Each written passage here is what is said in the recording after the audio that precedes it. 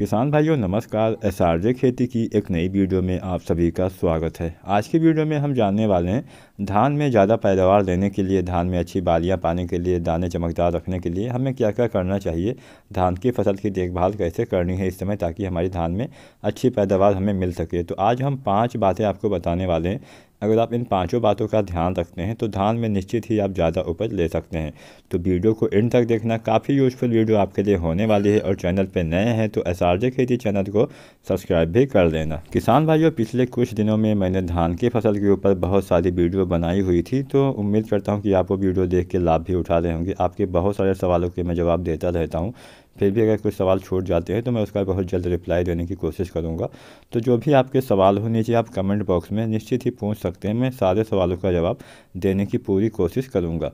तो दोस्तों, सबसे पहले क्या करना है, जो सबसे पहले आपको ध्यान रखना है, सबसे पहले हम उन किसान भाइयों के बारे में बात करने वाले हैं जहाँ पे अभी धान में बालियाँ नहीं निकली है, यानी धान की फसल अभी गबोड़ अवस्था में है, अभी बालियाँ निकलने वाली अवस्था है या फिर अभी बालियाँ नहीं निकली है। तो उन किसान भाइयों को अभी क्या करना चाहिए, सबसे पहले हम यही जानते हैं। बाद में आगे आगे चल के हम बताएंगे जिनमें बालियाँ निकल चुकी हैं या निकलने वाली हैं उन्हें क्या करना चाहिए। तो जिन किसान भाइयों के फसल में, धान की फसल में अभी बालियाँ नहीं निकली हैं, उनको सबसे पहले अगर आप अच्छा उत्पादन चाहते हैं तो इस समय देना होगा आपको NPK जो होती है, NPK 05234। NPK 05234 अगर आप इस समय दे देते हैं तो काफ़ी आपकी फसल में लाभ हो जाता है। किसान भाइयों, आप सभी को पता ही होगा NPK 05234 में 0% नाइट्रोजन, 52% इसमें फास्फोरस और 34% पोटेशियम पोटास पाया जाता है। तो अगर हम बात करें फास्फोरस और पोटास जो इसमें पाया जाता है 52% और 34%, तो सबसे पहले जानते हैं फास्फोरस के बारे में। फास्फोरस इस समय जब आपकी धान की फसल गबोड़ अवस्था में होती है, बालियाँ निकलने वाली अवस्था में होती है, उस समय आपकी बालियों को काफ़ी तेज़ी से निकाल देता है, मतलब प्रोसेस काफ़ी अच्छी हो पाती है। जो भी हमारे पोटास खाद होती है वो बालियाँ निकालने में मदद करती है इस समय अगर आप प्रयोग करते हैं। वैसे तो पोटास खाद अगर हम स्टार्टिंग में डालते हैं तो पौधे की जड़ों का विकास सही से होता है, पौधे में ज़्यादा कल्ले आते हैं। लेकिन इस समय डालने से यही फ़ायदा होता है कि जो हमारी बालियाँ होती है जल्दी निकल आती हैं और बालियों के निकालने में हेल्प करता है आपके धान के पौधे की। दूसरे नंबर पे जो हम इसमें पाते हैं 34% इसमें पाया जाता है जो हमारा पोटास इस समय आपकी बालियाँ जो होती है उनको निकालने में तो मदद करता ही है, साथ ही साथ आपके पौधे को भी मजबूत कर देता है। इस समय सबसे बड़ी समस्या क्या होती है, अभी आप देख रहे होंगे 1-2 दिनों में हवाएं भी काफ़ी तेज़ चलने लगी हैं। आपकी धान की फसल हो, कोई भी फसल हो, अगर तेज़ हवाएं चलती है तो गिरने का चांस काफ़ी ज़्यादा रहता है। और जबकि हम जो ये डाल देते हैं पोटास खाद, यानी जो इसमें 34% पोटास है, वो आपके जो पौधे होते हैं उसके तने को भी मजबूत कर देता है, जिससे आपकी फसल गिरती नहीं है। और गिरने से तो काफ़ी नुकसान हो जाता है, काफ़ी बीमारियाँ, काफ़ी उसमें चूहे वगैरह भी ज़्यादा लग जाते हैं। तो गिरने से तो हमारी फसल पे और ज़्यादा नुकसान हो जाएगा। तो इसलिए अगर हम इसका इस्तेमाल करते हैं तो हमारे जो तने होते हैं वो भी मजबूत होते हैं, बालियाँ अच्छे से आती हैं, बालियों में दाने अच्छे से आते हैं, बालियाँ लंबी आती हैं। तो इसलिए आपको जब आपकी बालियाँ नहीं निकली हों उस समय आपको इसका इस्तेमाल करना चाहिए। और इसके साथ में आपको कुछ और चीज़ भी डाल देना है। अगर आप में अभी धान की बालियाँ नहीं निकली हैं तो आपको इसमें 100 ग्राम के आसपास बोरोन भी डाल देना है। 90 से 100 ग्राम प्रति एकड़ के हिसाब से यहाँ पे मैं आंकड़े बताने वाला हूँ। तो 90 से 100 ग्राम आपको बोरोन लेना है और इसको आपको NPK 05234 के साथ डाल देना है। अगर आप ये इस समय डाल देते हैं तो काफ़ी अच्छे से आपकी बालियाँ आती हैं। दोस्तों, जो हम इसमें बोरोन डालते हैं, बोरोन खाद का काफ़ी महत्व होता है। जब हमारी पौधे में फूल आने वाली, मतलब फूल आना स्टार्ट होता है, उस समय काफ़ी ज़्यादा काम इसका हो जाता है। वैसे तो बोरोन खाद आपके पौधे में सभी अंगों तक जो पोषक तत्व होते हैं जो हम डालते हैं पौधे में, उसको पहुंचाने में मदद करता है। लेकिन साथ साथ जो पोलिनेशन होता है, जो परागण वाली प्रक्रिया होती है, उसमें काफ़ी हेल्प करता है, जिससे दाने सारे आपके भर जाते हैं। दोस्तों, आप सभी को पता होगा अगर सही से पोलिनेशन नहीं होता है तो जो हमारे फूल आते हैं उनमें दाने नहीं बन पाते हैं। यानी फूल से फल बनने वाली जो प्रक्रिया है वो पोलिनेशन के बल पे ही होता है। जब ये सही से हो पाता है तो हमारे जो दाने होते हैं उनमें भराव अच्छा सा हो जाता है। तो इसलिए हम पौधे में बोरोन खाद का इस्तेमाल करते हैं। ध्यान रखना है, बोरोन खाद की अधिक मात्रा हमेशा नुकसानदायक होती है, पौधे में जलन हो जाती है, पौधे के पत्ते जलने लगते हैं। तो इसलिए 90 से 100 ग्राम से ज़्यादा मात्रा आपको यूज़ नहीं करनी है प्रत्येक एकड़ के हिसाब से।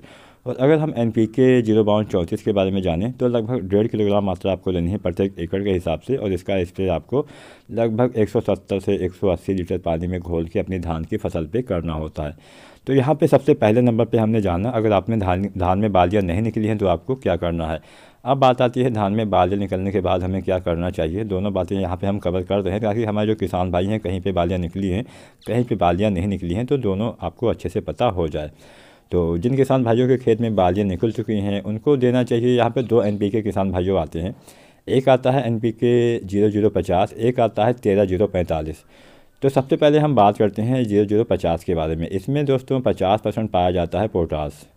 तो अगर हम इस समय बालियाँ निकलने के बाद ये खाद देते हैं तो हमारे जो दाने होते हैं उनका भराव अच्छे से हो पाता है, दाने हमारे चमकदार वज़नदार रहते हैं। तो इसलिए हम धान में बालियाँ निकलने के बाद ही NPK 0050 का इस्तेमाल अपनी धान की फसल पे करते हैं। इसकी भी मात्रा आपको लगभग 1.5 किलोग्राम लेनी होती है। 170 से 180 लीटर पानी में घोल के आपको इसका छिड़काव, इसका स्प्रे आपको अपनी धान की फसल पे प्रत्येक एकड़ के हिसाब से करना होता है। अब हम बात कर लेते हैं NPK 13045 के बारे में। तो किसान साथियों, NPK 13045 में 13% पाया जाता है नाइट्रोजन और 45% इसमें पाया जाता है पोटास। हम ये खाद इस समय इस्तेमाल क्यों करते हैं ये भी हम जान लेते हैं।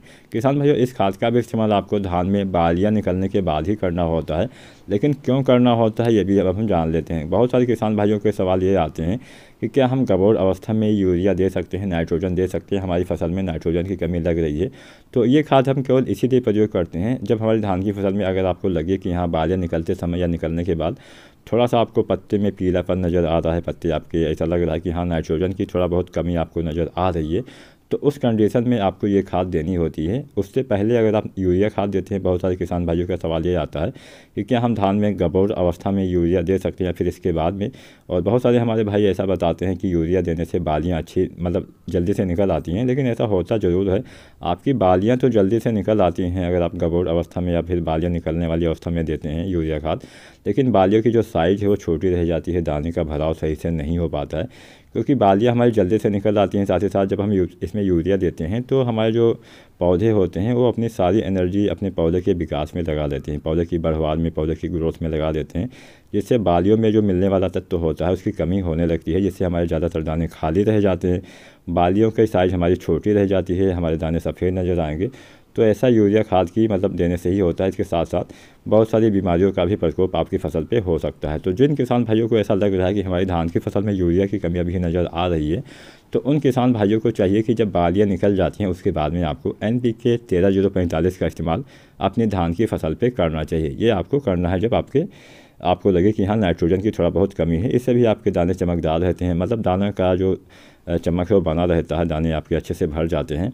तो ये 3 बातें अभी तक हमने जानी कि हमें NPK 05234 कब देना है, NPK 0050 कब देना है और NPK 13045 कब देना है।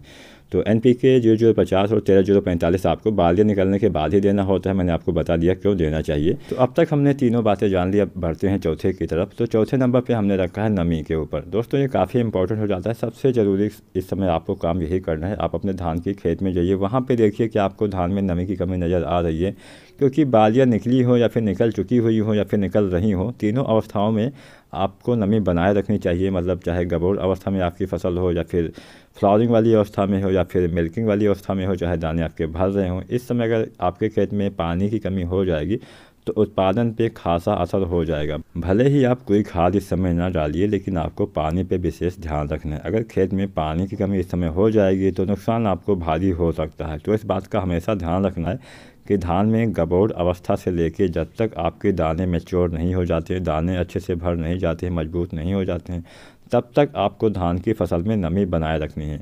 अगर ऐसा खेत है जहाँ पे पानी नहीं टिकता है तो आपको नमी बनाए रखनी है। अगर ऐसा खेत है पानी टिकता है तो 1 से 2 इंच के आसपास पानी आपको अपने खेत में रखना चाहिए।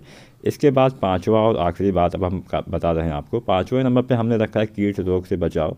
किसान भाइयों, जब धान में बालें निकलने वाली होती है, इसमें बहुत सारे कीट, बहुत सारी बीमारियां, बहुत सारे रोग आपके धान की फसल पे आकर्षित होते हैं और फूल बनने वाली स्टेज में तो और ज़्यादा होते हैं। तो सबसे पहले आपको क्या करना चाहिए, इस समय अगर आप में धान की बालियाँ निकल रही हों, उस समय से आपको, जब तक आपके धान में बालियाँ सही से मजबूत ना हो जाएँ, तब तक आपको अपने खेत की अच्छे से निगरानी करनी है। कोई भी बीमारी दिखे आपको, कोई भी रोग दिखे, कोई भी शुरुआती लक्षण आपको दिख रहे हैं, तुरंत ही उस दवा का इस्तेमाल कर देना है, चाहे फंगस का अटैक हो, चाहे कीटों का अटैक हो, या कोई बीमारी ही आपकी फसल पे लग गई हो। अगर आप शुरुआती स्टेज में ही कोई भी अच्छी सी दवा डाल देंगे तो जल्दी से आप इसका छुटकारा कर सकते हैं। तो अगर आप इन 5 बातों का ध्यान रखते हैं तो निश्चित ही आप धान में अच्छा उत्पादन ले सकते हैं। वीडियो पसंद आई हो तो लाइक करना, शेयर करना और चैनल को सब्सक्राइब भी कर